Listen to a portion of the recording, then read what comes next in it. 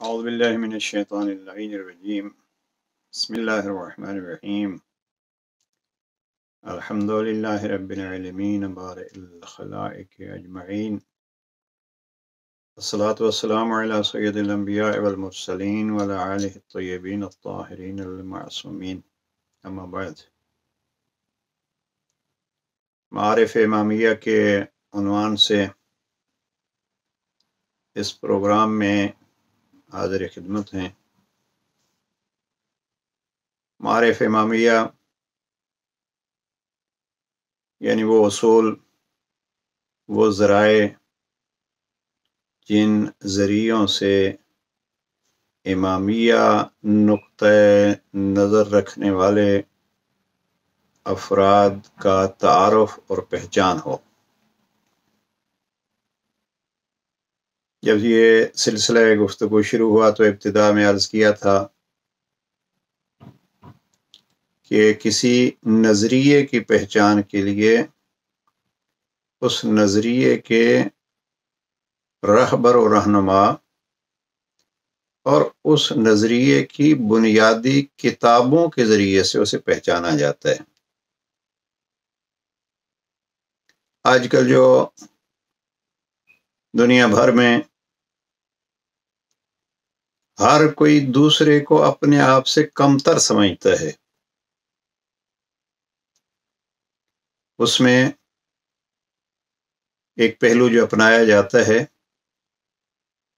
یہ کہ میں دوسرے کے متعلق کیا نظریہ رکھتا ہوں، میں دوسرے کے متعلق کیا سوچتا ہوں، میں اسے کیا سمجھتا ہوں، اپنی ایک سمجھ کے اعتبار سے میں پھر اس کو سامنے رکھتا ہوں اور اس کے متعلق وہی احکام، وہی فتوے، وہی چیزیں بیان کرتا ہوں۔ میں اس کو یوں عرض کروں گا کہ جیسی جس کی پہچان ہوگی ایسے ہی اس کے ساتھ برتاؤ ہوگا۔ لہذا ایک مشکل یہی ہے کہ نظریہ امامت، امامیہ ویو پوائنٹ رکھنے والے افراد وہ کیا ہیں، ان کی پہچان کیا ہے، ان کی پہچان کے لیے ضروری یہ ہے کہ ان کے رہبر اور رہنما کو پہچانا جائے اور پھر ان کے بیانات کو پہچانا جائے۔ بڑا خوب کسی نے سیاسی طور پہ کہا تھا کہ اگر آپ کسی تحریک کے، وہ سیاسی ہو، بہرحال مذہبی ہو، اس کے نظریات کو پہچاننا چاہتے ہیں تو ان کے نعروں کو پہچانیے۔ مثلا ہمارے ملک میں بعض سیاستدانوں نے یہ نعرہ لگایا، روٹی، کپڑا اور مکان۔ مختلف نعرے جو ہیں وہ سیاسی۔ اسی طریقے پہ دین اسلام کو مثلا دیکھیے، دین اسلام کا نعرہ کیا تھا؟ قولوا لا الہ الا اللہ۔ دین اسلام کا نعرہ، میں بلکہ اس کو اطمینان اور اعتماد کے ساتھ کہہ رہا ہوں کہ دین اسلام کی بنیاد، دین اسلام کی ستون، دین اسلام کا خلاصہ اس ایک کلمے میں ہے، قولوا لا الہ الا اللہ، جو پیغمبر اکرم نے فرمایا۔ یہ چند لفظوں کا جملہ، یہ جملہ نہیں ہے، یہ اسلام کا ایک نعرہ ہے، اور اس نعرے پہ سارا اسلام آگے بڑھ رہا ہے۔ مجھے کلمہ لا الہ الا اللہ کی وضاحت میں نہیں جانا، البتہ ہم خوش قسمت ہیں ایک اعتبار سے، اور ایک اعتبار سے بدقسمت بھی ہیں۔ خوش قسمت اس اعتبار سے ملک پاکستان سے تعلق رکھنے والے افراد اس اعتبار سے خوش قسمت ہیں کہ یہ وہ ملک ہمارے حصے میں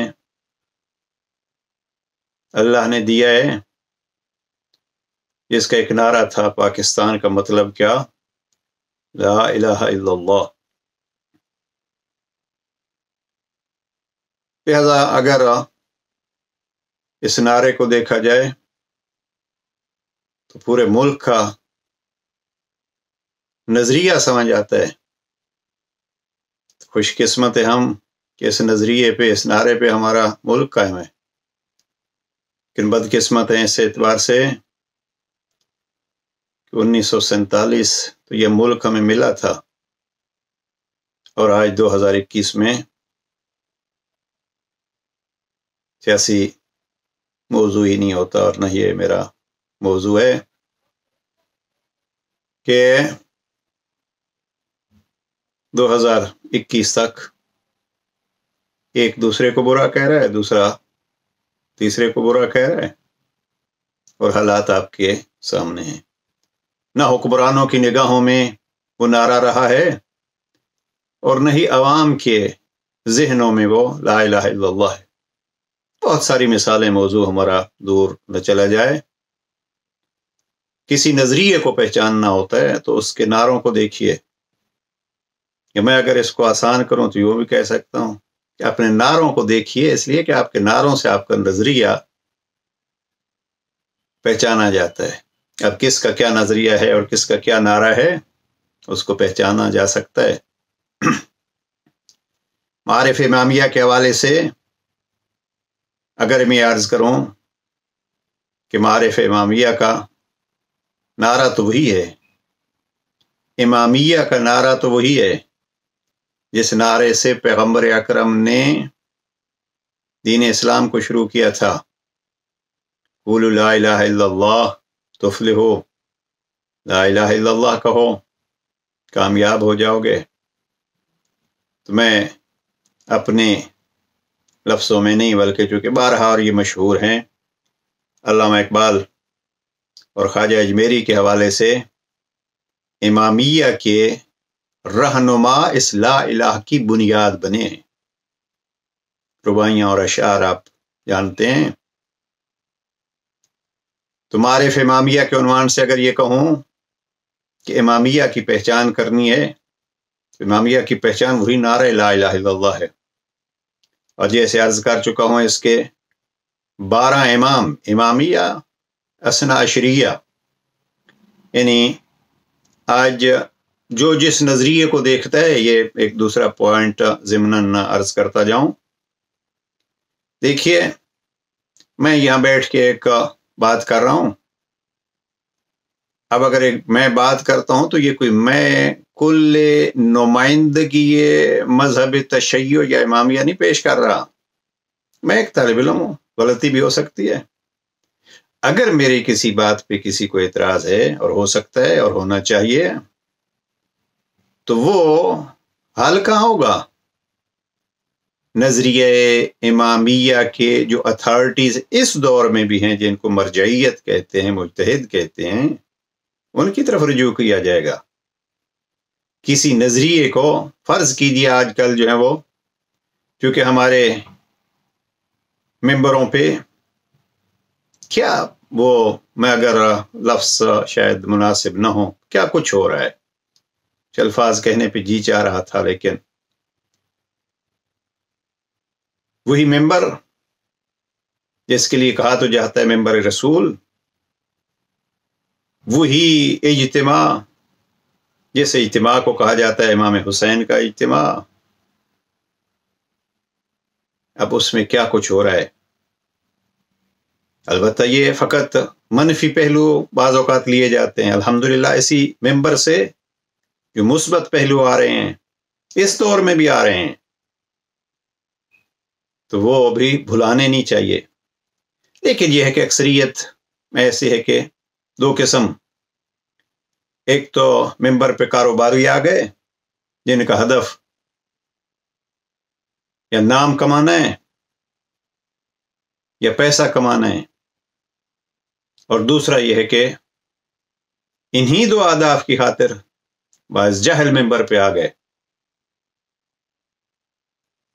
میرا موضوع یہ ممبر نہیں ہے، میں اتنا عرض کر رہا ہوں کہ اگر کسی کو معارف امامیہ کی پہچان کرنی ہے تو ممبر پہ کھڑے ہوئے کسی شخص سے نہیں کرے گا۔ وہ اگر غلط کہہ رہا ہے تو وہ ممبر سے غلط کہہ رہا ہے، وہ ایک فرد کہہ رہا ہے۔ اگر مثلا نظریہ امامیہ کے کہنے والا جو ہے وہ، اور اپنے آپ کو شیعہ کہنے والا، ممبر سے ایک بات کرتا ہے، غلط کرتا ہے، مذہب جعفریہ کے امامیہ کے خلاف بات کرتا ہے، تو اس کو آپ یہ مت کہیے کہ یہ ان کا ایک عقیدہ ہے۔ نہیں، عقیدہ پھر جیسے میں نے عرض کیا ہے، اس کے راہبر اور رہنما بتلائیں گے، ان کی کتابیں بتلائیں گی، اور اس دور میں ان کی جو اتھارٹیز ہیں وہ بتلائیں گی۔ لہذا ممبروں سے اور ان انداز سے مت نظریہ امامیہ کو پہچانیے۔ میں نے کتابوں کے بھی نام لیے، شخصیات کے بھی نام لیے۔ نظریہ امامیہ کو پہچاننا ہے تو ان کتابوں سے پہچانیے۔ ان کتابوں میں سے ایک کتاب ہمارے امام کے وہ اقوال، ہمارے امام کی وہ تقاریر نہج البلاغہ کی صورت میں موجود ہیں، ان سے پہچانیے شیعہ عقائد کو۔ میں جملہ سینکڑوں دفعہ دہرا چکا ہوں اور دہرا رہا ہوں۔ پھر توحید اگر پوچھنی ہے تو علی سے پوچھئے، اور اس وقت بھی الحمدللہ اور پاکستان جیسے ملک میں بھی ایسے اہل سنت اور محب اہل بیت افراد موجود ہیں جو اس چیز کی گواہی دے رہے ہیں کہ جیسی توحید نظریہ امامیہ میں موجود ہے، جیسی توحید نہج البلاغہ اور صحیفہ سجادیہ کی دعاؤں میں موجود ہے، بعد از قرآن ایسی توحید کہیں نہیں ملے گی آپ کو۔ لہذا اگر ایک امامیہ کے نام سے کوئی شخص، شیعہ کے نام سے کوئی شخص کہیں کھڑا ہوتا ہے اور وہ شیعیت کے خلاف کچھ کہتا ہے، تو اس کو شیعہ کہنا یہ خود نا انصافی ہوگی۔ یہ تو ایسا ہے جیسے دیکھیے آج کل ایک رسم بن چکی ہے، ہم ویسٹ میں رہتے ہیں، اگر ویسٹ میں کسی نظریے کا کوئی شخص بھی کوئی کام کرے تو اس کو اس کا شخصی کام شمار کیا جائے گا، لیکن اگر وہی کام کوئی مسلمان کے روپ میں کرے گا تو اس کو اور نگاہ سے دیکھا جائے گا۔ یعنی غلط طور پر اسلام کے ساتھ اور نظریے کے ساتھ منسوب کر دیا جاتا ہے۔ اسی طریقے پہ اسلام کے اندر اگر نظریہ امامیہ دیکھنا ہے تو ان کے اتھارٹی سے پوچھیے۔ بہرحال بات لمبی ہو گئی۔ ان کتابوں میں سے ایک کتاب جس سے توحید ملے گی وہ نہج البلاغہ ہے۔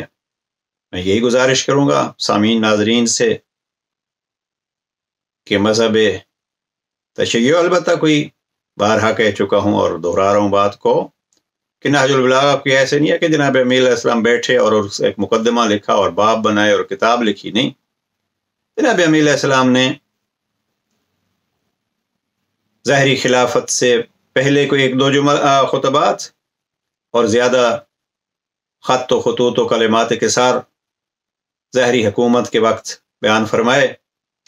بغداد کے ایک شیعہ عالم سید رضی نے 400 ہجری میں ان میں سے کچھ جمع کیے، اور پھر انہوں نے یہ بھی کیا کہ ایک خطبہ مثلا ہے تو اس خطبے کو بھی پورا نہیں لکھا، کچھ حصہ اس کا درج کر دیا۔ اب یہ کتاب مجموعے کی صورت میں آئی تو نہج البلاغہ اس کا نام خود سید رضی نے رکھا ہے، اور اس کو جہان تشیع میں، پھر جہان عرب میں، پھر جہان ادب میں اتنا مقام ملا، بعد از کتاب خدا شاید ہی کسی کتاب کو اس انداز سے پیش کیا گیا ہو، اور روز بروز اس کی مقبولیت بڑھ رہی ہے۔ میں بحث مختصر کروں، اگر یہ ایک کتاب ہے، چھوٹی سی کتاب ہے، میرے حساب سے یہ چونکہ سید رضی نے جمع کیا، اگرچہ کلام جناب امیر علیہ السلام ہے، لیکن آپ اگر صحیفہ سجادیہ کو دیکھیں تو وہ جناب امام علیہ السلام نے دعائیں لکھوائی ہیں. مجھے خود نہج البلاغہ کا جملہ اور معصومین کا ایک جملہ بڑا مشہور، چند چیزوں سے افراد کو پہچانا جاتا ہے، ایک کتاب ہے. تو نہج البلاغہ سے اصول دین میں کبھی عرض کر چکا ہوں، بعض مطالب توحید کے بارے میں، عدل الہی کے بارے میں، نبوت کے ساتھ تعلق. مجھے کل پرسوں معلوم ہوا کہ ایک صاحب پاکستان میں اچھے محقق پی ایچ ڈی کا تھیسس جو ہے وہ اس موضوع پہ لکھ رہے ہیں، سیرت پیغمبر نگاہ جناب علی مرتضیٰ میں. واقعاً ایک ایسا موضوع ہے، اس لیے کہ جس نے نبی کی گود میں پرورش پائی ہو، اس سے بہتر نبی کا تعارف کون کرائے گا؟ جو ایک طرف تو کہتا ہے کہ میں نبی کی گود میں پلا ہوں، مجھے پیغمبر اکرم اپنے سینے سے لگائے رکھتے تھے، پہلو میں سلاتے تھے، لقمہ پہلے چباتے تھے پھر میرے منہ میں دیتے تھے. یہ کون سی زندگی تھی؟ اور پھر اسی نہج البلاغہ میں جناب امی علیہ السلام فرماتے ہیں کہ جب آخری وقت آیا تو پیغمبر اکرم کا سر اقدس میرے سینے پہ تھا، اور پھر دفن کا، اور وہ آپ کے سامنے ہے. یعنی جناب امی علیہ السلام کی زندگی جو ہے وہ پیغمبر اکرم کے ساتھ گزری، قرآن مجید کے ساتھ. علی مع القرآن والقرآن مع علی، یہ تو پیغمبر اکرم کا فرمان ہے. اور میں اگر خلاصہ کروں اپنی اس بات کا کہ جی آپ کہتے ہیں یہ سارا کچھ علی سے لو، میں کہتا ہوں یہ میں نہیں کہہ رہا، یہ پیغمبر اکرم کے دو فرمان اگر ذہن میں رہیں، انا مدینۃ العلم وعلی بابھا، میں شہر علم ہوں، علی اس کا دروازہ ہے. ابھی دروازے کا کام جو ہے وہ یہی ہوتا ہے کہ اس سے کچھ لینا ہو، شہر سے، گھر والوں سے. یہاں لفظ ہے انا مدینۃ العلم، شہر کہا. اور دوسرے فرمان میں انا دار الحکمہ، میں حکمت کا گھر ہوں. یعنی شہر علم ہو یا گھر علم ہو، اس کا در جو ہے وہ دونوں صورتوں میں امیر المومنین ہے. لہذا میں بڑے اعتماد کے ساتھ اور دعوے کے ساتھ کہتا ہوں کہ پیغمبر یہ اعلان فرما رہے تھے کہ میرے بعد اگر علم لینا ہے، حکمت اور دقیق باتیں، علوم لینے ہیں، تو میں پتہ بتلا رہا ہوں. واقعات سینکڑوں جو ہیں وہ اس میں ذہن میں آ رہے ہیں، بہرحال اس طرف نہیں جاتے. تو اس باب العلم کے علم کا ایک ذخیرہ چھوٹا سا نہج البلاغہ ہے. لہذا اصول دین لیں گے تو نہج البلاغہ سے لیجیے، اور اخلاقیات لیں گے تو میں نے ایک بزرگان کے حوالے سے اپنی ترتیب دیا. یہ عکس میں بھی ایک کتاب نظر آ رہی ہے، بہج الصباغہ. یہ بہج الصباغہ جو ہے وہ 60 موضوعات پر مبنی 14 جلدوں کی یہ کتاب ہے. یہ بالکل میرے پیچھے جو ہے وہ موجود ہے. یہ بہج الصباغہ کے 60 موضوعات میں پہلا موضوع انہوں نے توحید لکھا، دوسرا موضوع لکھا ہے نبوت عامہ، دیگر ائمہ کے بارے میں جناب امی علیہ السلام کا کیا نظریہ ہے اور کیا فرامین ہے. پھر لکھا نبوت خاصہ، یعنی خود پیغمبر اکرم کے حوالے سے قرآن کے متعلق، اور 60 عناوین انہوں نے بیان فرمائے ہیں. علامہ محمد تقی تستری. آج میرا جو جی چاہ رہا ہے وہ یہ کہ ہم اخلاقیات سے ہٹ کے، عقائد سے ہٹ کے، احکام کے عنوان سے، اگرچہ بحث نہج البلاغہ میں احکام کی باتیں کم ہیں، لیکن جہاں ہیں وہاں علم علوی آفتاب کی طرح چمکتا ہوا نظر آتا ہے. میں حاضرین و ناظرین سے، سامعین سے یہ گزارش کروں گا، کسی نے خوب کہا امیر المومنین کے بارے میں کہ بکعبہ ولادت، بمسجد شہادت، زندگی کی ابتدا بھی اللہ کے گھر سے، اور زندگی کی ظاہری اختتام بھی اللہ کے گھر میں.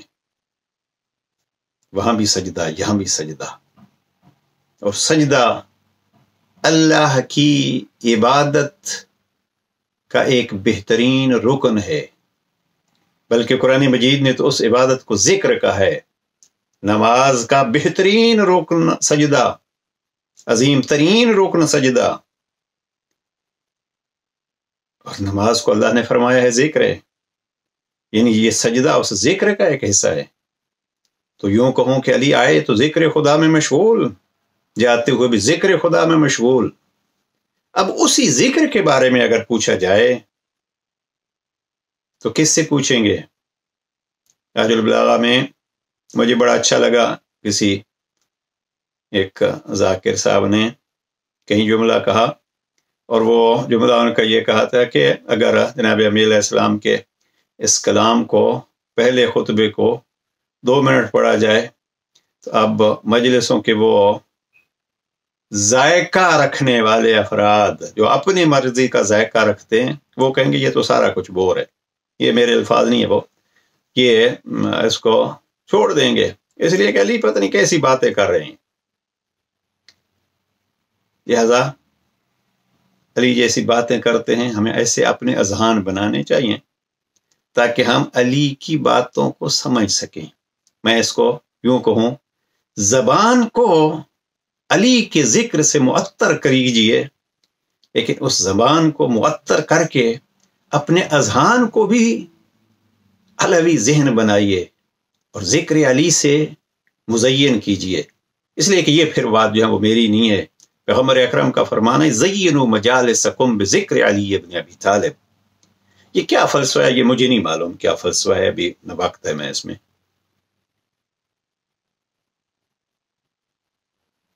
مجھے نہیں معلوم، یہ بات میں نے کہی ہے، وقت نہیں ہے اس وقت، اس لیے کہ کسی نے خوب کہا تھا علی کے فضائل کو دشمن نے چھپایا ہے حسد کی وجہ سے، دوست نے چھپایا ہے ڈر کی وجہ سے، لیکن پھر بھی پوری کائنات علی کے فضائل سے بھری پڑی ہے۔ اب ان فضائل کو عام ہونا چاہیے، سامنے آنا چاہیے۔ آج کی بحث طولانی ہو گیا مقدمہ، علی ہی سے ہم پوچھتے ہیں نماز کیا ہے؟ معارف امامیہ میں عقائد و احکام کے علاوہ، عقائد و اخلاق کے علاوہ جب احکام پہ آئیں گے تو احکام میں سے سب سے پہلا حکم، واجبات اور فروعات میں سے پہلی فرق وہ نماز ہے۔ اب آج کے سیشن میں یہ عرض کرنا چاہتا ہوں کہ اگر نماز کا مقام اور اہمیت جاننی ہے تو وہ آئیے علی امیر المومنین سے جانتے ہیں۔ بس اس سے زیادہ وقت نہ لوں۔ نہج البلاغہ جو ترجمہ علامہ مفتی جعفر حسین مرحوم کے خطبات کے نمبر کے حوالے سے خطبہ نمبر 197 ہے، اس خطبہ 197 کو پڑھیے، اور میں یہاں یہ عرض کرتا جاؤں، بارہا یہ کہہ چکا ہوں، ذکر علی سے مراد فقط یہ نہیں ہوتا کہ میں 4 جملے کی ایک رباعی لکھوں اور اللہ اس کو قبولیت سے نوازے، وہ ہر جگہ پہ، ہر کسی کی زبان پہ آ جائے، ہے وہ ذکر علی، لیکن دنیا کا کوئی شاعر جتنا بھی لکھتا رہے اس مقام تک نہیں لکھ سکتا جتنا امیر المومنین خود لکھ سکتے ہیں یا فرما سکتے ہیں اپنے بارے میں۔ لہذا ذکر علی کیجئے، اور کبھی کبھی وقت نکال کے فیملیوں کے ساتھ بیٹھ کے جناب امیر علیہ السلام کے کلام کو بھی ذکر علی سمجھ کے دہرایا کیجئے۔ اور یہ الحمدللہ اب رسم رواج بن رہی ہے۔ مجھے بڑی خوشی ہوئی، پچھلے دنوں ایک صاحب علم نے 130 نہج البلاغہ خریدے اور اپنے ارد گرد والوں کو جو ہے وہ تقسیم کیے، لیجئے ہماری طرف سے ماہ مبارک رمضان میں، لیجئے ہماری طرف سے ایک ہدیہ، ایک آپ کو چیز پیش کی جا رہی ہے۔ اور ابھی آخری ایام میں ایک بزرگوار نے کوئی یہ ارادہ یہ کیا کہ ہم 500 نہج البلاغہ لیں گے اور اس کو اپنے ان کے والد محترم کا 40واں تھا کہ ہم اپنے والد محترم کے 40ویں پہ آنے والوں کو نیاز کے طور پر دیں گے. سبحان اللہ، اس سے بڑھ کے کیا ہوگا؟ تو یہ کلام جناب امیر علیہ السلام کو گھر بیٹھ کے پڑھا کیجئے، چھوٹے چھوٹے جملات. آج میں اس حصے کو عرض کر رہا ہوں، تفصیل میں جانے کا وقت نہیں ہے.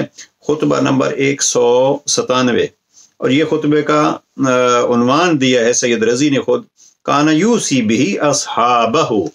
جناب امیر المؤمنین اپنے اصحاب کو یہ نصیحت فرمایا کرتے تھے، یعنی اکثر جناب امیر علیہ السلام اپنے اصحاب کو اس موعظے سے، اس نصیحت سے مشرف فرماتے تھے.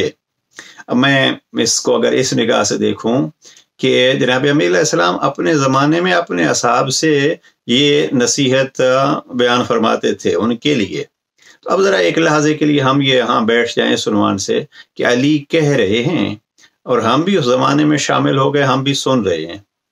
یا ہواؤں نے کلام امیر المؤمنین کو محفوظ کر لیا، یا آسان ترین اور واضح ترین سی بات کہ سید رضی نے کلام امیر المؤمنین کو جمع کیا. وہ کلام آج کسی مجھ جیسے طالب علم کے ذریعے سے اگر کسی کے کان تک پہنچ رہی ہے تو کیا ہم اس کو کہہ سکتے ہیں آئیے علی کی باتیں سنیں، آئیے علی کے کلام کو سنیں، آئیے علی کے خطبے کو سنیں؟ ہاں، تو کہہ سکتے ہیں. اس لیے کہ واسطہ جو ہے وہ خواہ ہوا ہو، خواہ یہ آج کا میڈیا ہو، خواہ مجھ جیسا ایک طالب علم ہو، تو یہ صدا تو حقیقت میں جناب امیر المؤمنین کی ہے. آئیے خطبہ 197 کے چند جملات آپ کی خدمت میں عرض کروں، اور اس میں جناب امیر علیہ السلام نے 3 چیزوں کا خصوصیت کے ساتھ، نماز کا، زکوٰۃ کا اور امانت داری کا بیان کیا ہے. البتہ اگر فرصت ہوئی تو کوشش کریں گے کہ مثلا زکوٰۃ تشیع کے ہاں کتنی اہمیت رکھتی ہے. ایک سوال یہ ہے معارف امامیہ کے عنوان سے اگر یہ کہا جائے کہ جی امامیہ کے ہاں زکوٰۃ کا کیا معیار ہے؟ ہمارے ہاں 9 چیزوں پہ زکوٰۃ ہوتی ہے، اور آج کل پاکستان کے جیسے ملک میں جو ہے وہ چونکہ گندم پہ ایک حد تک زکوٰۃ نصاب کی بات ہوتی ہے، اور میں ایسے اداروں کو بھی جانتا ہوں جہاں سے سینکڑوں من اور ہزاروں کلو جو ہے وہ زکوٰۃ ایک ایک ادارے پہ، شیعہ اداروں پہ جو ہے وہ دی جا رہی ہے. لہذا معارف امامیہ میں یہ عموماً خیال کیا جاتا ہے جی شیعہ زکوٰۃ ہی نہیں دیتے.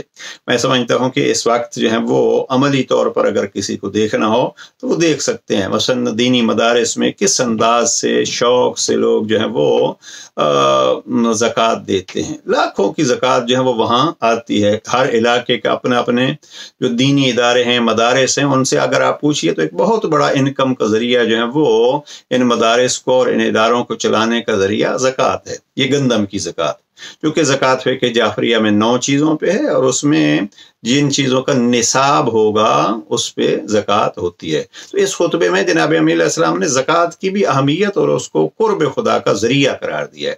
لیکن اس سے پہلے تفصیل سے جناب امیر علیہ السلام نے نماز کا ذکر کیا ہے، اور جیسے عرض کر چکا ہوں سید رضی فرماتے ہیں کانا یوسی بہی، اکثر جناب امیر علیہ السلام اپنے اصحاب کو یہ وصیت نصیحت کرتے تھے. پہلا جملہ ہے جناب امیر علیہ السلام کا، تعاہدوا امر الصلاۃ، نماز کی پابندی کرو. تعاہدوا امر الصلاۃ، نماز کے متعلق جو ہے وہ اپنے وعدوں کو نبھاؤ. وحافظوا علیہا، اور اس کی حفاظت کرو. اب یہاں اگر تفصیل میں جایا جائے تو ایک اعتبار سے جناب امیر علیہ السلام قرآن مجید کی تفسیر بیان کر رہے ہیں. بہرحال یہ دوسرا جملہ، نماز کے پابندی کرو، نماز کی نگہداشت و حفاظت کرو. وَاسْتَكْثِرُوا مِنْهَا، نماز کو زیادہ سے زیادہ انجام دو. اب یہاں نماز کو زیادہ سے زیادہ انجام دو، اس میں فرائض بھی شامل ہیں اور اس میں نوافل بھی شامل ہیں. اور نوافل بھی پھر 2 قسم کے ہیں. مثلا نوافل جو مستحب نوافل ہیں، یعنی پیغمبر اکرم صلی اللہ علیہ وآلہ وسلم ان کو باقاعدگی سے پڑھتے تھے، جن کو ہم سنتیں کہتے ہیں.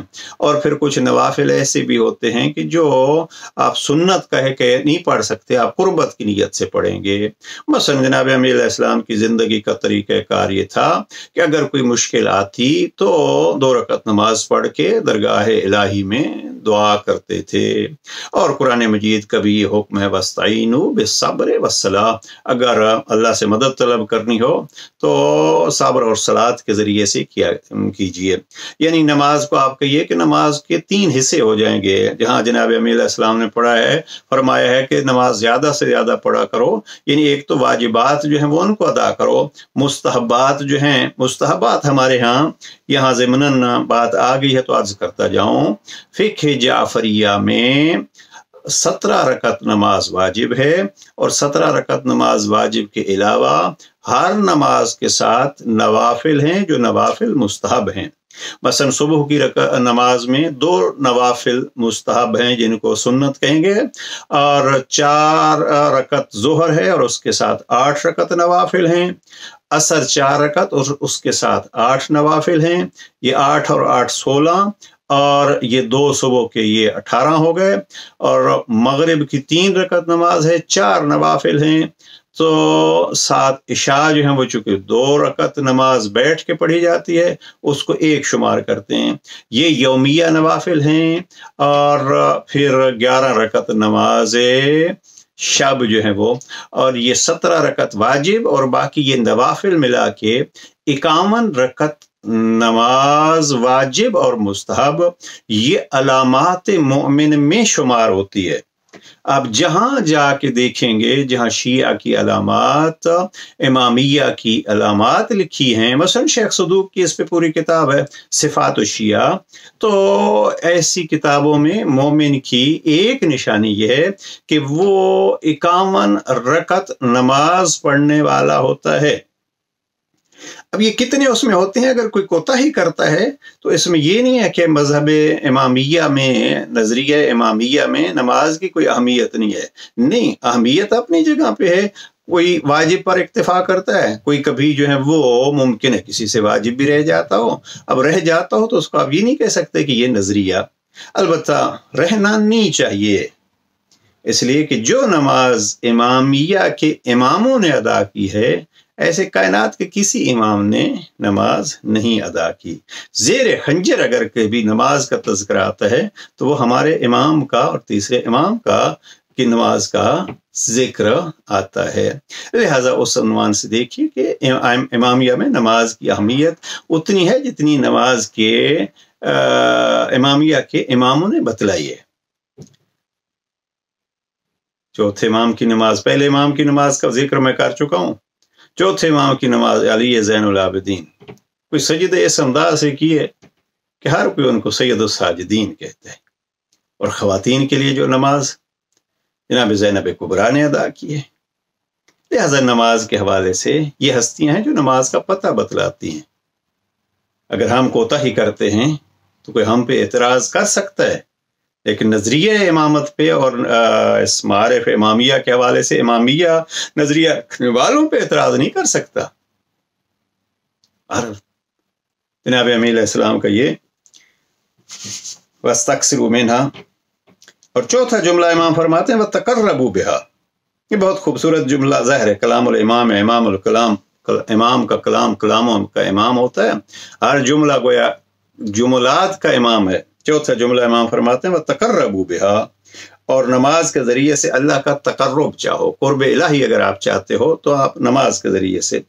वैसे तो हर इबादत में ये इबादत होती है वो है जिसमें नीयत हो क़ुर्बतन इलल्लाह, लेकिन नमाज पहली इबादत है और इबादतों की सरदार है। इसमें तक़र्रुब जो है वो जनाब अमीर अलैहिस्सलाम ने खुसूसियत के साथ वतक़र्रबू बिहा, और नमाज के ज़रिए से अल्लाह का तक़र्रुब चाहो। फ़इन्नहा कानत, यहाँ फ़इन्नहा ये नमाज, फिर जनाब अमीर अलैहिस्सलाम ने यहाँ आयत इलाहिया कुरान मजीद की आयत इस्तेमाल की, कानत अलल मुअमिनीन किताबम मौक़ूता।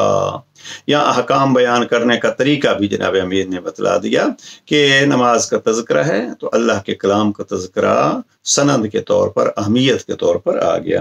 कानत अलल मुअमिनीन किताबम मौक़ूता, ये नमाज जो है वो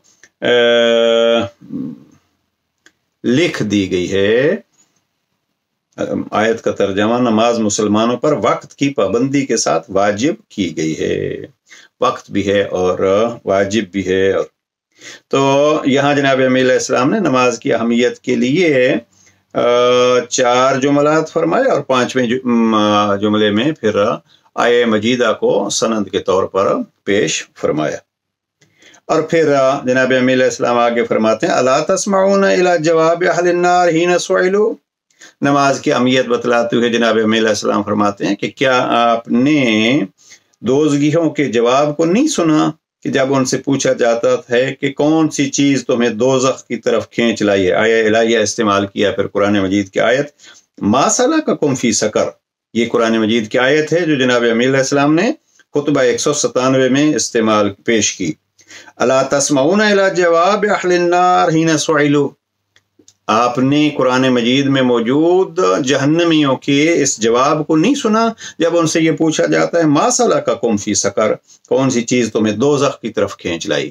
نماز کے لیے اگر یہ ایک آیت ہو جس آیت کو علی بیان فرما رہے ہیں تو یہی نماز کی اہمیت کے لیے کافی ہے کہ جہنمیوں سے یہ پوچھا جائے گا ما سلککم فی سقر، آپ کو جہنم میں کون سی چیز لے آئی ہے، تو قالوا لم نک من المصلین، تو وہ کہیں گے ہم نماز نہیں پڑھتے تھے۔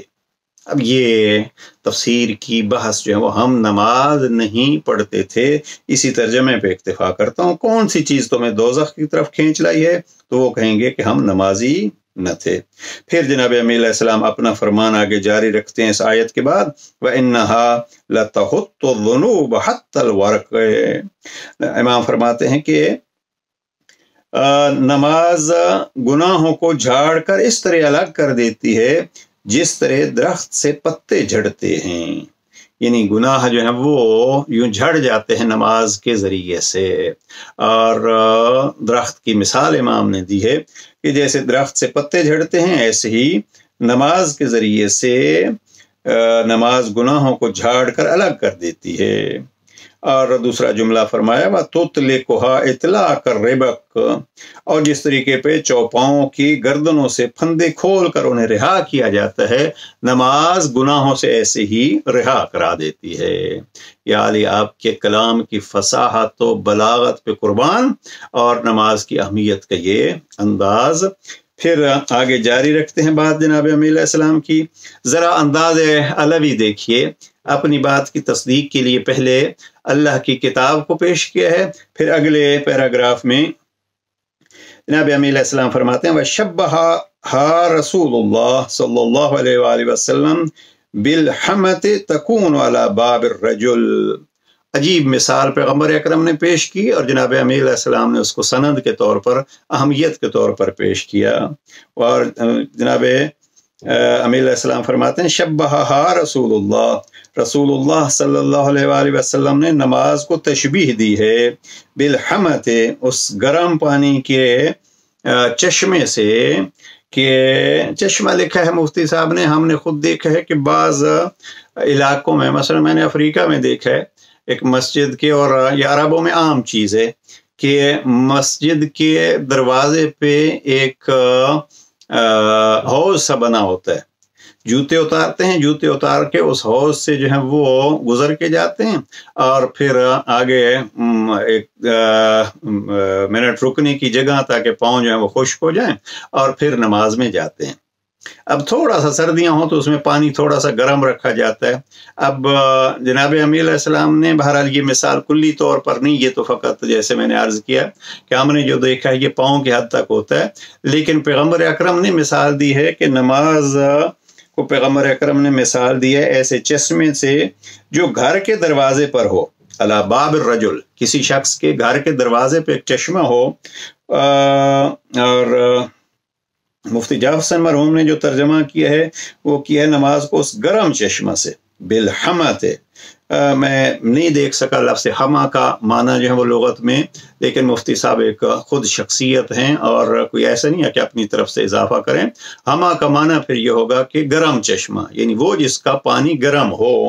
تو علی باب الرجل، کسی شخص کے گھر کے دروازے پہ ہو، فَهُوَ يَغْتَسِلُ مِنْهَا فِي الْيَوْمِ وَاللَّيْلَةِ 5 مرات، وہ اس گرم پانی کے چشمے میں 5 دفعہ آتے جاتے جو ہیں وہ نہاتا ہو۔ پیغمبر اکرم فرماتے ہیں فما عسى ان يبقى عليه من الدرن، کیا ممکن ہے کہ 5 دفعہ گرم پانی میں نہانے کے باوجود اس کے جسم پہ کوئی میل رہ جائے؟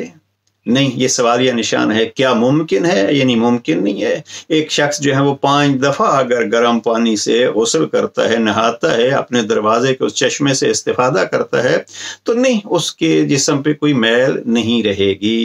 اب یہاں پیغمبر اکرم فرماتے ہیں وَقَدْ عَرَفَ حَقَّهَا رجال من المؤمنین، یعنی نماز کو تشبیہ دی ہے جناب پیغمبر اکرم نے اس چشمے کے ساتھ۔ جو اس چشمے کے ساتھ تشبیہ دی ہے تو گویا جیسے اس شخص کے جسم پر میل نہیں رہے گی۔ 5 وقت نماز پڑھنے والے کے لیے یہ گرم چشمے کی مانند ہے نماز، اس کے زندگی میں پھر کوئی، اس کے نامہ عمل میں کوئی گناہ نہیں رہے گا۔ یہ ہے وہ شبیہ اور تشبیہ جو جناب پیغمبر اکرم نے نماز کو دی، بڑی خوبصورت۔ اور یہ ہے علی علیہ السلام کا بیان جو آپ نے پیغمبر اکرم کی طرف سے نقل کیا ہے نماز کی اہمیت کی طرف۔ جناب امیر علیہ السلام نے خود جو ہے وہ درخت سے اور اس کے پتوں سے تشبیہ دی، جناب پیغمبر اکرم نے اس کو حوض سے اور ایک چشمے سے تشبیہ دی، درخت اور چشمہ۔ اب یہ 2 خوبصورت انداز 2 عظیم ہستیوں کے۔ وَقَدْ عَرَفَ حَقَّهَا رِجَالٌ مِّنَ الْمُؤْمِنِينَ، جناب امیر علیہ السلام پھر اپنی بات آگے جاری رکھتے ہیں۔ یہاں پیغمبر اکرم کے فرمان کو اس سوال کے ذریعے سے مکمل کیا۔ پھر امام فرماتے ہیں وَقَدْ عَرَفَ حَقَّهَا رِجَالٌ مِّنَ الْمُؤْمِنِينَ، نماز کا حق تو بس مردان خدا ہی جانتے ہیں۔ وَقَدْ عَرَفَ حَقَّهَا رِجَالٌ مِّنَ الْمُؤْمِنِينَ الَّذِينَ لَا تَشْغَلُهُمْ عَنْ حَزِينَةُ مَتَاعٍ، جن کو نماز کی اہمیت ہے وہ کون ہیں؟ وہ ہیں کہ جنہیں متاع دنیا کی سج دھج اور مال و اولاد کا سرور ان کے دل کو نماز سے غفلت میں نہیں ڈالتا۔ الذین لا تشغلهم عنها زینۃ متاع، نماز کے حق کو وہی مومن لوگ جانتے ہیں کہ جن مومن لوگوں کو دنیا کی زینت مشغول نہیں کرتی۔ ولا قرۃ عین من ولد ولا مال، اور نہ ان کو ان کی اولاد اور نہ ان کا مال نماز سے ان کو غافل کرتا ہے۔ میں ترجمہ پھر مفتی جعفر حسین مرحوم کا دہرا دیتا ہوں۔ نماز کا حق تو وہی مردان با خدا پہچانتے ہیں جنہیں متاع دنیا کی سج دھج اور مال و اولاد کا سرور دیدہ و دل اس سے غفلت میں نہیں ڈالتا۔ تو یہ پھر جناب امیر علیہ السلام نے یہ انداز اپنایا اور پھر قرآن مجید کی آیت پیش کی۔ یقول اللہ سبحانہ، اللہ سبحانہ وتعالی فرماتا ہے، یہاں سے آیت شروع ہے، رجال لا تلہیہم تجارت ولا بیع عن ذکر اللہ واقام الصلاۃ وایتاء الزکوٰۃ۔ اللہ سبحانہ وتعالیٰ کا ارشاد ہے کہ کچھ لوگ ایسے ہیں کہ جنہیں خدا کے ذکر اور نماز پڑھنے اور زکوٰۃ دینے سے نہ تجارت غافل کرتی ہے نہ خرید و فروخت۔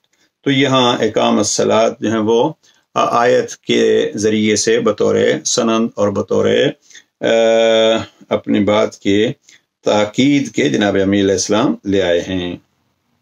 پھر جناب پیغمبر اکرم کا تذکرہ، وکان رسول اللہ صلی اللہ علیہ وآلہ وسلم نصبا بالصلاۃ بعد التبشیر له بالجنہ، اور رسول اللہ صلی اللہ علیہ وآلہ وسلم باوجود کہ انہیں جنت کی نوید دی جا چکی تھی، بکثرت نماز پڑھنے سے اپنے کو زحمت و تعب میں ڈالتے تھے۔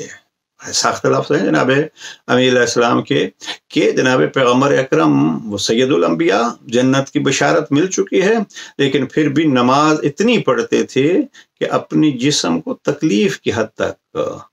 اب یہ اسلام نے عام مومن کو تکلیف تو نہیں دی، لیکن جو 51 رکعت اور 51 رکعت میں بھی 17 رکعت واجب، اتنا کوتاہ فکر ہوگا وہ انسان جو اس کو بھی اہمیت نہ دے۔ لقول اللہ، جناب پیغمبر اکرم خود کو تکلیف میں ڈالتے تھے، اور پھر اگلی آیت استعمال کی جناب امیر علیہ السلام نے لقول اللہ سبحانہ تعالی، اس لیے کہ پیغمبر اکرم کے سامنے اللہ کا یہ فرمان تھا وَأْمُرْ أَهْلَكَ بِالصَّلَاةِ وَاسْتَبِرْ عَلَيْهَا، کہ اپنے گھر والوں کو نماز کا حکم دو اور خود بھی اس کی پابندی کرو۔ اب یہاں اگر فرصت ہو تو اس بحث کو یوں بھی پیش کیا جا سکتا ہے کہ وَأْمُرْ أَهْلَكَ بِالصَّلَاةِ، نماز فقط اپنی ذات کے لیے واجب نہیں ہے، پیغمبر اکرم کو حکم ہوتا ہے کہ اپنی اولاد کو بھی اس کا حکم دیجیے اور تلقین کیجیے۔ جناب امیر علیہ السلام آگے خود فرماتے ہیں فَقَانَ يَأْمُرُ بِهَا أَهْلَهُ وَيَصْبِرُ عَلَيْهَا نَفْسَهُ، چنانچہ حضرت صلی اللہ علیہ وآلہ وسلم اپنے گھر والوں کو خصوصیت کے ساتھ نماز کی تاکید بھی فرماتے تھے اور خود بھی اس کی کثرت و بجاوری میں زحمت و مشقت برداشت کرتے تھے۔ یہ ہے نماز کے بارے میں خطبہ نمبر 197، اور پھر آگے ثم ان الزکوۃ جعلت مع الصلاۃ قربانا لأہل الاسلام، نماز کے ساتھ زکوٰۃ کا بھی ایک ذریعہ ہے، زکوٰۃ بھی تقرب خدا کا۔ اللہ سبحانہ و تعالی ہمیں نماز کی اہمیت کو جاننے اور اس کو انجام دینے کی توفیق نصیب فرمائے، اور جس انداز سے انجام دی جا رہی ہے پروردگار اس کو قبول فرمائے۔ اور آخر میں پھر یہی عرض کروں گا، یہ ہے نماز کی اہمیت امامیہ کے امام اول امیر المؤمنین علی ابن ابی طالب کے کلام میں، اس کلام کو جناب سید رضی نے جمع کیا ہے اور نہج البلاغہ اس کا نام رکھا ہے۔ اب اس کے باوجود بھی کسی صاحب شعور کو یہ حق نہیں بنتا کہ وہ کہے کہ مثلا امامیہ کے ہاں نماز کی کیا اہمیت ہے۔ اللہ سبحانہ و تعالی ہم سب کو نمازیوں میں شمار فرمائے۔ یہ دعا یاد آ گئی، یہ جناب سید الشہداء کی دعا ہے، اور وہ دعا کس کے لیے ہے؟ جب کربلا کے ظہر کے وقت جناب امام حسین علیہ السلام کے ایک صحابی کہتے ہیں فرزند رسول وقت نماز ہو گیا ہے۔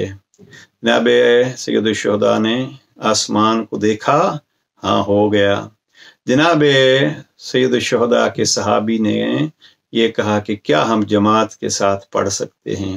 یہاں ایک دعا ہے جناب سید الشہداء نے جو اپنے اس صحابی کے لیے بیان فرمایا اللہ تمہیں نمازیوں میں سے حساب کرے، تو نے ہمیں نماز یاد دلائی۔